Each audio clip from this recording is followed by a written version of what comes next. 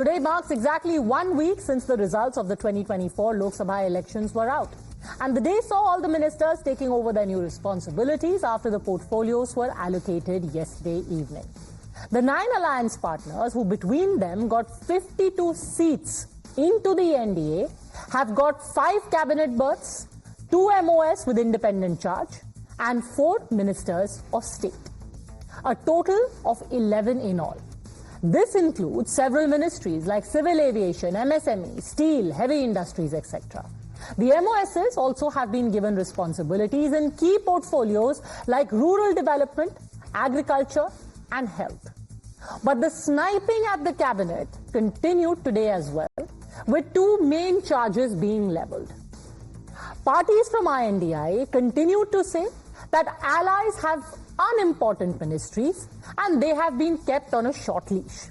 In fact, Sanjay Raut said that someone of the seniority of H.D. Kumaraswamy has been relegated to a rejected ministry like heavy industries and steel.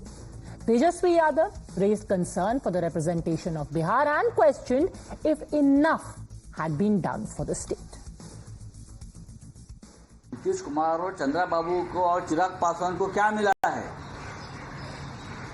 और मांझी को भी ऐसा कौन सा बड़ा मंत्रालय मिला है? ये जो कुमार स्वामी को मिला है मोस्ट रिजेक्टेड पोर्टफोलियो, क्या हेवी इंडस्ट्री मिला है। किसी को कुछ नहीं मिला है, बीजेपी ने आपस में बांट लिया है सब।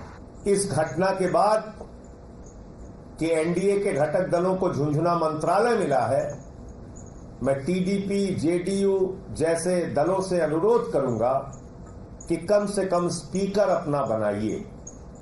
ये आपकी पार्टियों के हित में है। बिहार की वजह से आप प्रधानमंत्री बने और मंत्रालय जब बिहार के लोगों को दिया गया तो कहीं ना कहीं से झुंझुना जो है थमाया गया।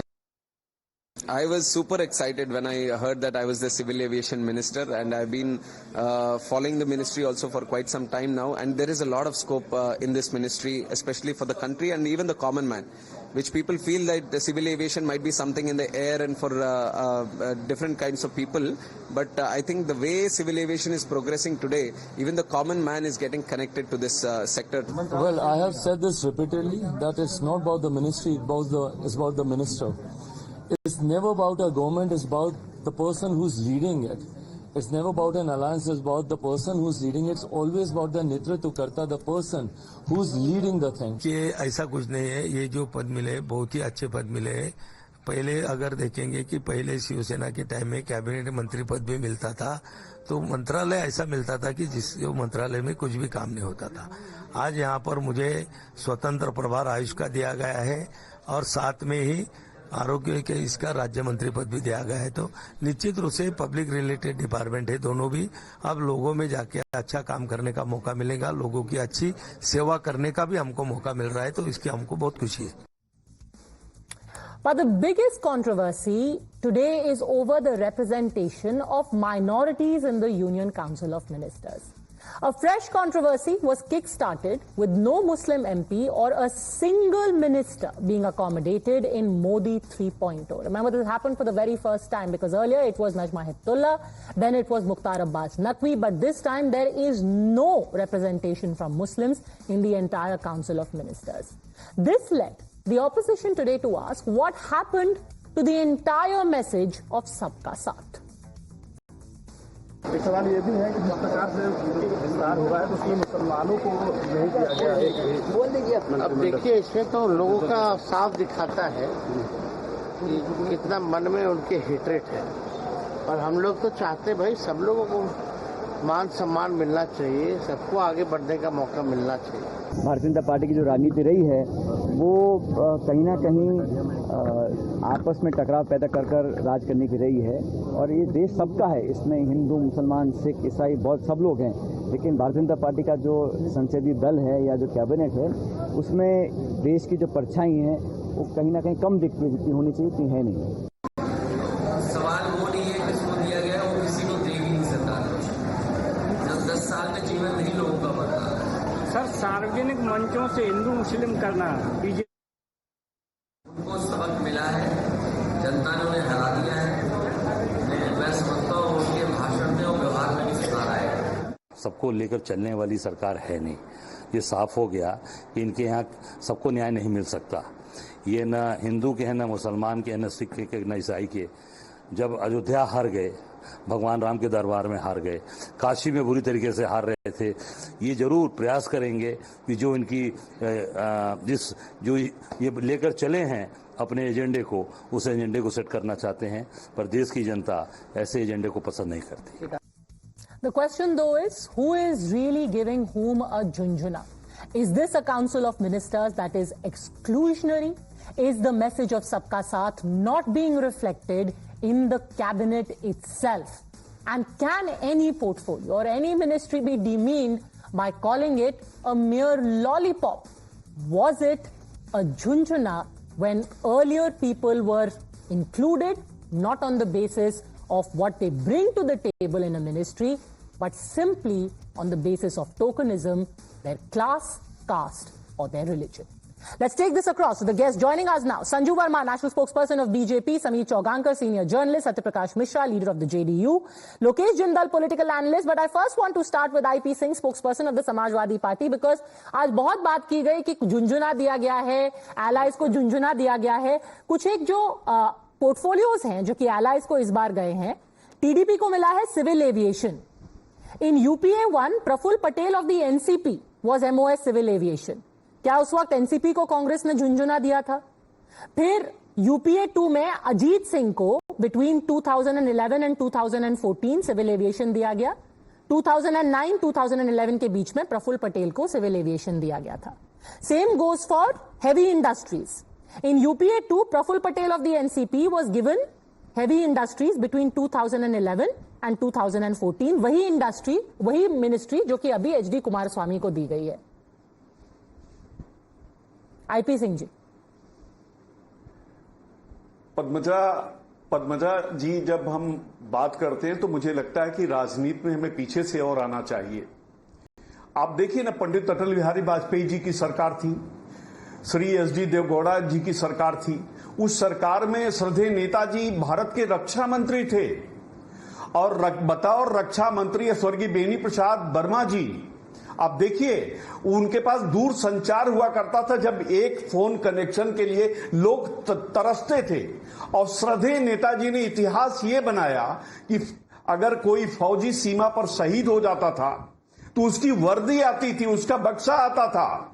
पहली बार नेताजी जब उत्तर प्रदेश, क्योंकि उन्हें धरती पुत्र कहा जाता, वो किसानों के नेता रहे, वो समझते थे कि जो सैनिक है, जो किसान है, उसकी जरूरतें क्या हैं। तो पहली बार जो डेड बॉडी आनी शुरू हुई, गांव गांव, घर घर, कस्बे कस्बे।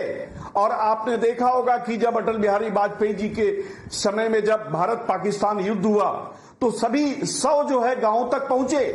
ये अगर परंपरा कहीं इस परंपरा की कहीं शुरुआत हुई तो उस समय शुरू हुई। आप स्वर्गीय रामविलास पासवान जी देखिए, समता पार्टी देखिए, उस समय की तृणमूल कांग्रेस को देखिए, ममता जी रेलवे मिनिस्टर हुआ करती थी। आज के नीतीश कुमार जी तब वो भी लंबे समय तक रेलवे मिनिस्टर रहे। उसके बाद एक बंच ऑफ मिनिस्टर्स को आप देखेंगे देश में, तो जब भी ये एक तरह से एनडीए पहली बार मजबूती से अटल जी ने 6 वर्षों तक सरकार चलाई, उसके बाद यूपीए बना, तो हम यूपीए का जिक्र पद्मजा जरूर कर रहे हैं, लेकिन हमें पीछे झांक के देखना चाहिए कि यहाँ पे एलाइज भी तो कम है। कांग्रेस के अपने खुद के कितने एमपीज थे? ऑब्वियसली उनको मंत्री ज्यादा बनाने पड़ेंगे। 145 थे 2004 में, 145। आपके पास 2009 में 206 थे। आपके पास 145 थे, अभी इनके पास 240 है। जब आपके पास एमपी भी कम थे कांग्रेस के पास, तो ऑब्वियसली उनको अलायंस पार्टनर्स को ज्यादा बांटना पड़ेगा। Point number 1। पॉइंट नंबर 2, आपने फिर से मेरी बात का जवाब नहीं दिया। वही मंत्रालय जब यूपीए 1 में, यूपीए 2 में दिया गया एनसीपी को, दिया गया आरएलडी को, तो वो बहुत मीठी था, बहुत मलाईदार था। अब आप दिया जा रहा है उसको, आप लॉलीपॉप बोल देते हैं। क्या आप सच में कह रहे हैं कि हेवी इंडस्ट्री बकवास है? एमओएस एग्रीकल्चर बनाया जा रहा है, अलायंस पार्टनर को बकवास है?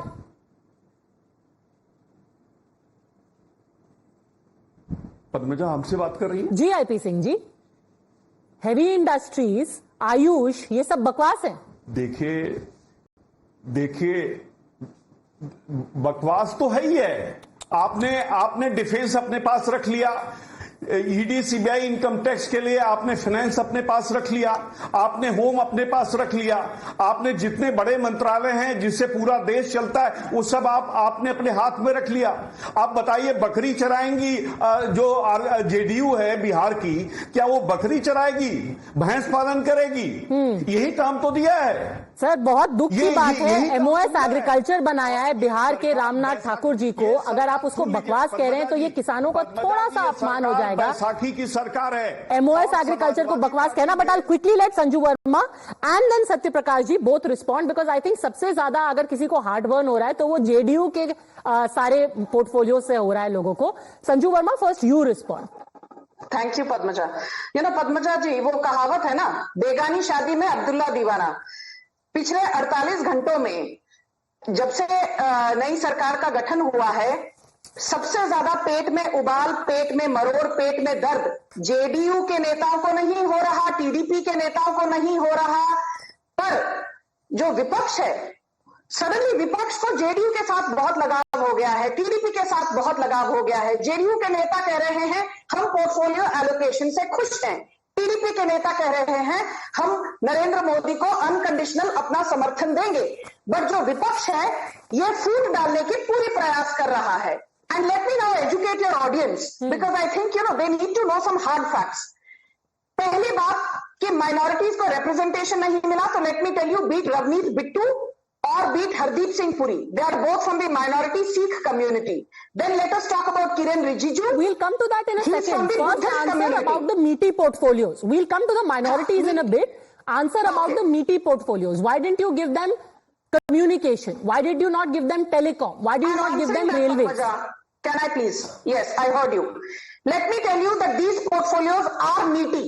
Be it social justice portfolio given to Ramdas Athawale, be it the MOS agriculture given to Ramnath Thakur, be it Panchayati Raj and Rural Development given to Rajiv Ranjan, be it civil aviation given to Ram Mohan Naidu, be it food processing industry given to Chirag Paswan, be it the MSME industrial sector given to Jiten Ram Manjhi, be it steel and heavy industries given to HD Kumaraswamy, or for that matter, be it rural community development and communications given to TDP C. Pemmasani, or environment and external affairs MOS given to Kirti Vardhan Singh.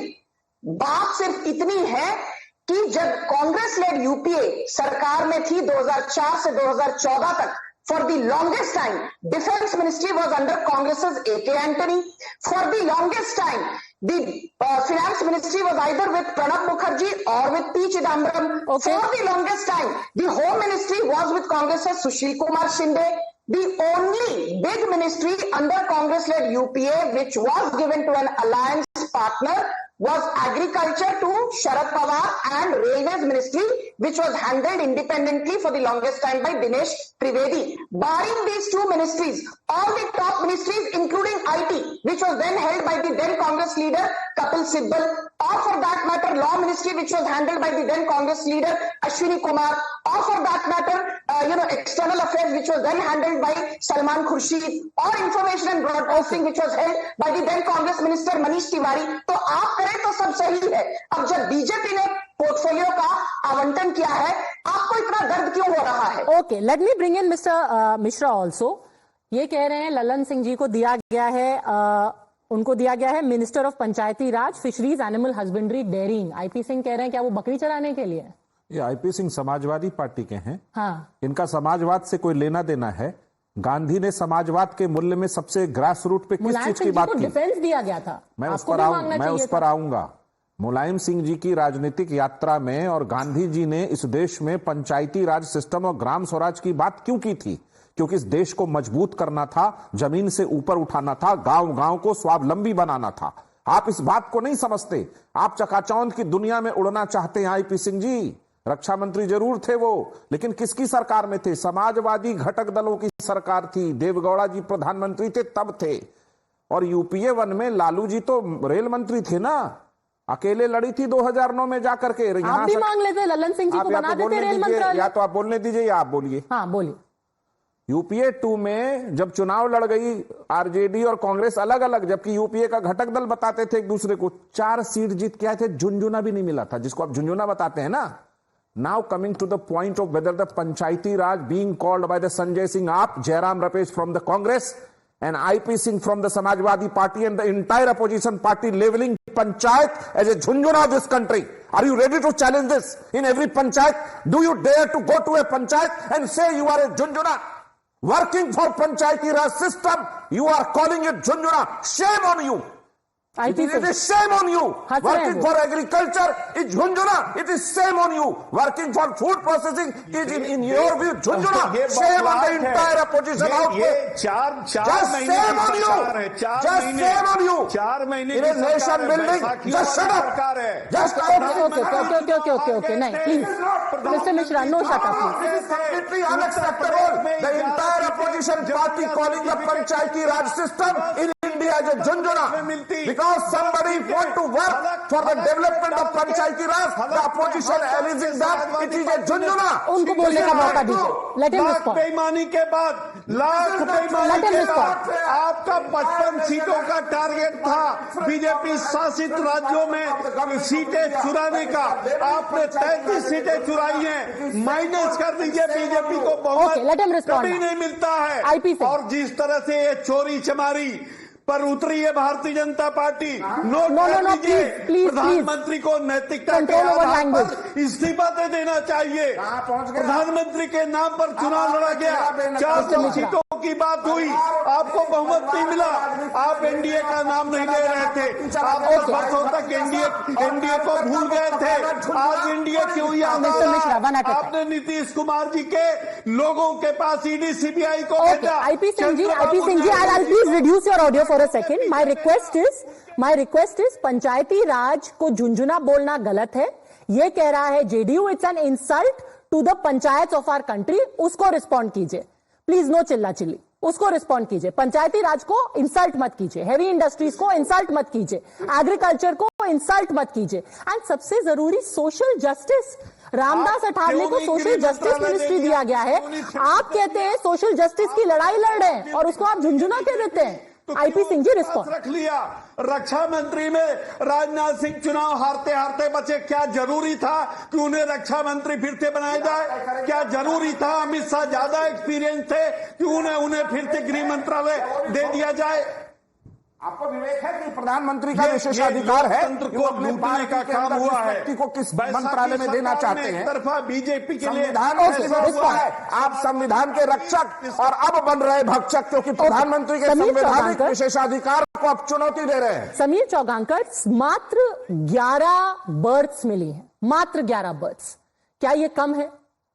मुझे लगता है जिस तरह से प्रधानमंत्री मोदी ने 52 seats लाए हैं, ठीक है ना, लेकिन प्रधानमंत्री मोदी भी, भारतीय जनता पार्टी भी 240 सीटें आई है, सिर्फ 32 सीटें बहुमत से कम है। और प्रधानमंत्री मोदी का जो करने की शैली 2014 का आप देख लीजिए, 2019 का देखिए, तब भी भारतीय जनता पार्टी को पूर्ण बहुमत था। इस बार भारतीय जनता पार्टी को पूर्ण एब्सोल्यूट मेजोरिटी नहीं है, लेकिन एनडीए को शामिल किया गया था उसके समय, शिवसेना को मंत्रिमंडल में शामिल किया गया था, बाद में नीतीश कुमार के भी मंत्री बाद में शामिल हुए थे उसके अंदर, अकाली दल उसके अंदर शामिल हुआ था। मुझे लग रहा है प्रधानमंत्री मोदी की काम करने की शैली, और अगर ये कहा जाए कि भाई इनको कम मंत्रालय दिया गया, तो बिहार में देखिए नीतीश तीसरे नंबर की पार्टी, लेकिन मुख्यमंत्री नीतीश कुमार को दिया है ना, भारतीय जनता पार्टी नहीं है। महाराष्ट्र में एकनाथ शिंदे 40 विधायक लेकर आते, मुख्यमंत्री बना दिया जाता है। अजित पवार 40 विधायक लेकर आते, उप मुख्यमंत्री और वित्त मंत्रालय दे दिया जाता है। जब उनकी कैपेसिटी से ज्यादा उन्हें पद दे दिया गया राज्यों के अंदर, तो केंद्र में तो उन्हें कम दिया ही जाएगा ना, और एक कैबिनेट एक राज्य मंत्री ऑलरेडी दिया गया है। सारे विभाग इंपॉर्टेंट होते हैं, ये नहीं देखा जाता कि कौन से विभाग में कम है। अब लालू प्रसाद यादव के बारे में कहा जाता है कि भाई रक्षा मंत्री के बारे में कहा जा रहा है, मुलायम सिंह यादव के बारे में। लालू प्रसाद यादव ने तो कहा था कि रेल मंत्रालय जब मिला और जब वो अहमदाबाद में एम्स में इसमें IIM में स्पीच देने गए थे, तो उन्होंने कहा था कि रेल मंत्रालय देसी गाय नहीं है, तो जर्सी गाय है, इसको तो मैं बहुत धो रहा हूं, मतलब पैसे बना रहा हूं। और वो बाद में निकला कि किस तरीके से अपॉइंटमेंट सर्वे के अंदर उन्होंने पैसे लेके किए थे। तो विपक्ष जब पहले से मंत्रालय चाहता था, तो वो कमाई के मंत्रालय लिखते थे कि किसमें कमाई हो रही है, किसमें पैसा आएगा।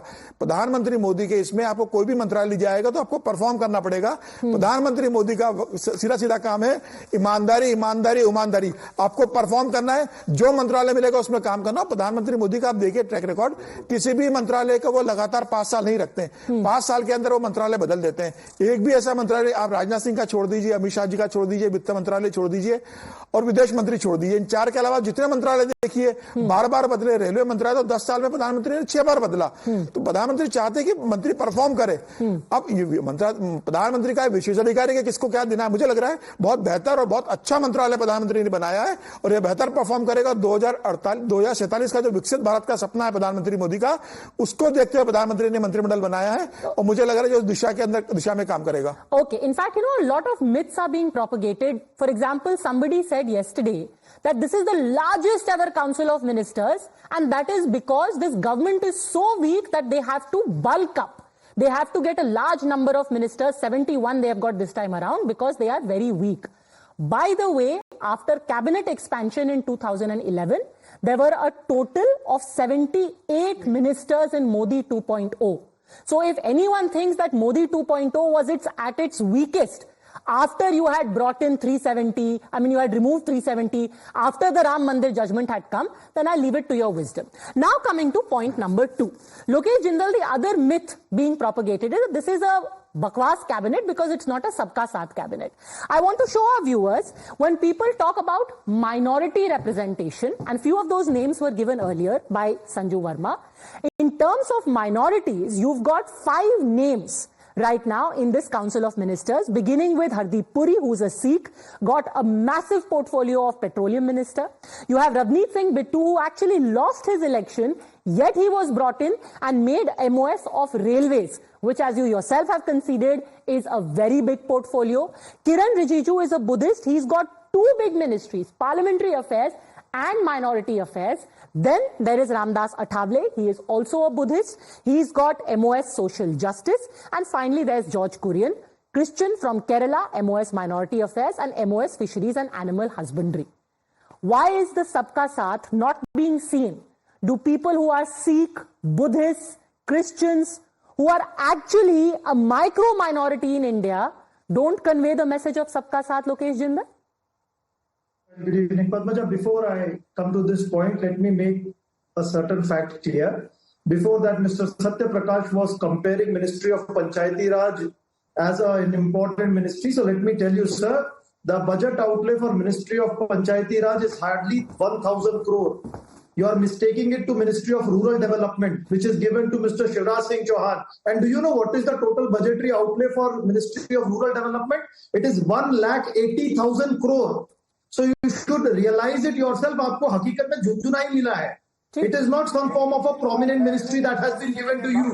And if you're talking about other departments also, whether it is Ministry of Heavy Industries or other forms of ministries, they are always co-dependent upon other ministries. Whether you talk about coal, power, and all these important ministries have been retained by the BJP. तो आप ये अपने आप को दिलासा मत दीजिए कि आपको बहुत प्रोमिनेंट डिपार्टमेंट मिल गया है या मिनिस्ट्री मिल गई है जिसके आधार पर किसी प्रकार का आपके साथ जस्टिस हुआ है. All are just clapping झुनझुनास. The people of India has given you झुनझुना and just clap the झुनझुना. Okay, sir, you've answered this question. Lokesh Jindal, can you please answer the question? Can you please answer the question? You know, doing Tata Thaya, these are all झुनझुनास.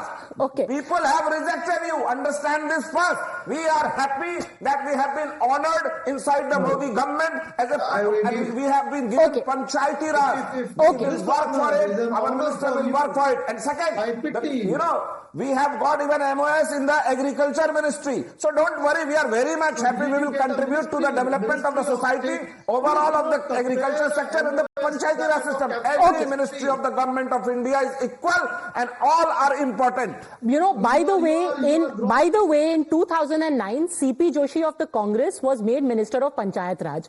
Either you were saying that someone of the seniority of CP Joshi was handed a झुनझुना, if that is what you think the ministry is. But come to the point. We are talking about this message of Sabka Saath. I want to bring one point. Rahul Gandhi never got even झुनझुना in his own government.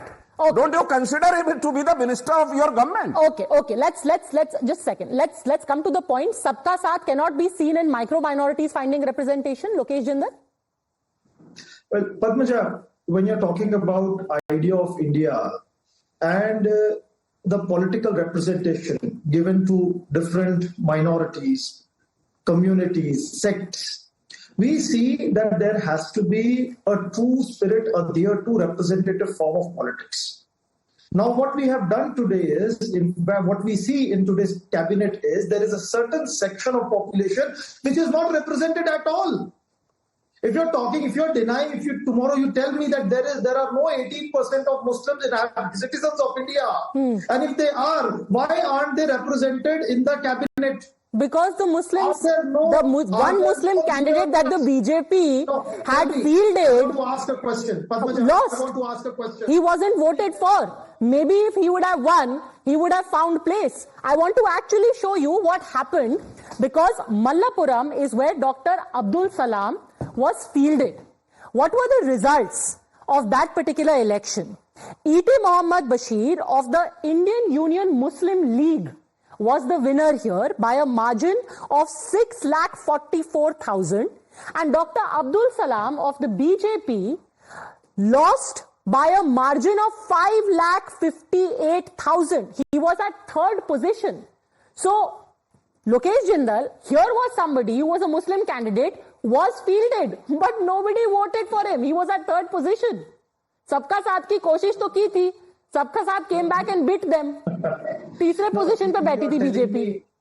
You are telling me that there are no Muslim dominated constituencies in India, and if you are telling me that the first past the post system is perfect with respect to representative form of politics, you are grossly mistaken. Take lesson from 2002. Atal Bihari Vajpayee gave us a Muslim president, APJ Abdul Kalam. But that government was also a BJP government. No, wait. But every opposition party in Congress and the left party opposed and fielded a candidate from the Azad Hind Fauj. What has happened today is the entire character of BJP has undergone a change itself. But we do not see the same BJP that was there by Atal Bihari Vajpayee, but we see some form of authoritarian form of BJP, which believes in retaining all cabinets, manhandling the parliament, and not considering an entire section worthy of being represented either in the parliament or in the ministry. There are 5 ministers from minorities communities. They are micro minorities. We are considering still सबका साथ सबका विकास, and we will move with that. प्रधानमंत्री मोदी ने जो cabinet बनाई है उसमें 27 OBC है, 10 एससी है, 5 एसटी है और 5 अल्पसंख्यक है.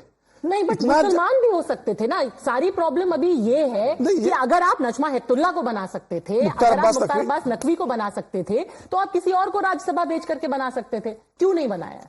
ठीक है, ये विपक्ष कह सकता है, लेकिन जरूरी नहीं है ना कि अल्पसंख्यक मंत्रालय में मुसलमान होगा तो ही अल्पसंख्यक मंत्रालय काम करेगा. स्मृति ईरानी के पास अल्पसंख्यक मंत्रालय था, कितना अच्छा स्मृति ईरानी उस मंत्रालय के अंदर काम किया था. उसके पहले नजमा हेपतुल्ला ने काम किया था. मेरा यह कहना है कि भाई जरूरी नहीं कि अल्पसंख्यक वहां पर मुसलमान होगा तो ही परफॉर्म करेगा. कोई भी मिनिस्टर होगा वो वहां पर परफॉर्म करता है.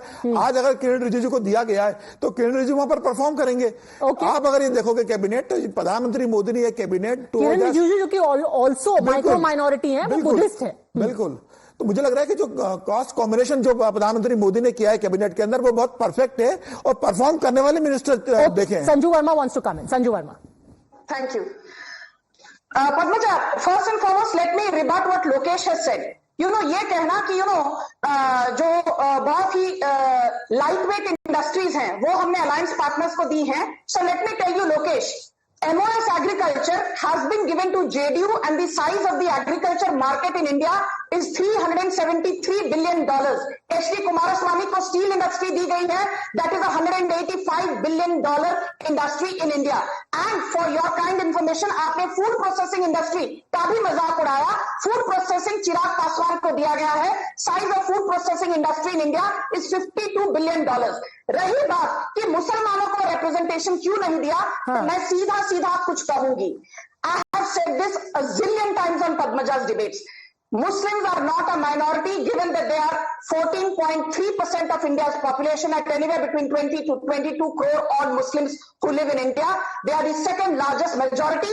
यदि कोई minority है वो सिख कम्युनिटी है, there are barely 2.5 crore Sikhs. यदि कोई माइनॉरिटी है वो क्रिश्चियन कम्युनिटी है, there are barely 2.3 crore Sikhs. यदि कोई माइनॉरिटी है वो पारसी है, there are only 57,000 Parsis in India.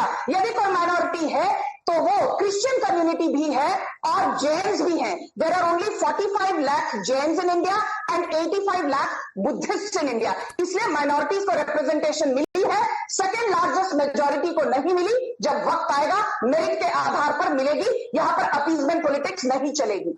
IP Singh, appeasement politics नहीं चलेगी, माइक्रो माइनॉरिटीज रिप्रेजेंटेशन मिल रहा है.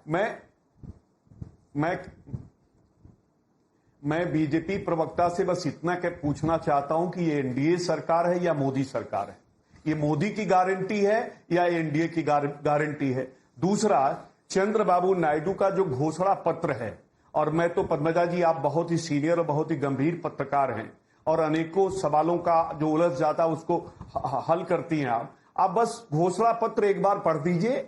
मैं समझता हूं दूध का दूध, पानी का पानी. बिल्कुल, उसमें मुस्लिम रिजर्वेशन है, उसमें इमामों के लिए स्टाइपेंड है, उसमें ईदगाह के लिए जमीन दी जा रही है. प्रश्न पूछ लीजिए. हाँ, आप अपना बात पूरी कीजिए, फिर आप पूरी कीजिए, फिर संजू वर्मा और समीर जी आपसे पूछेंगे. हाँ, पॉइंट है वो पढ़ दीजिए. और नीतीश कुमार और जेडीयू का जो घोषणा पत्र है वो भी एक बार पढ़ दीजिए. और उनकी जो पॉलिसी है जेडीयू की, आईपी सिंह जी, अभी बात रिप्रेजेंटेशन की हो रही है, हम मुस्लिम रिजर्वेशन पे चले गए. आज जो है, आज सवाल पूछा जा रहा है कि मंत्री क्यों नहीं बनाया गया from the minority. The response to that is minority के मंत्री तो बनाए गए हैं.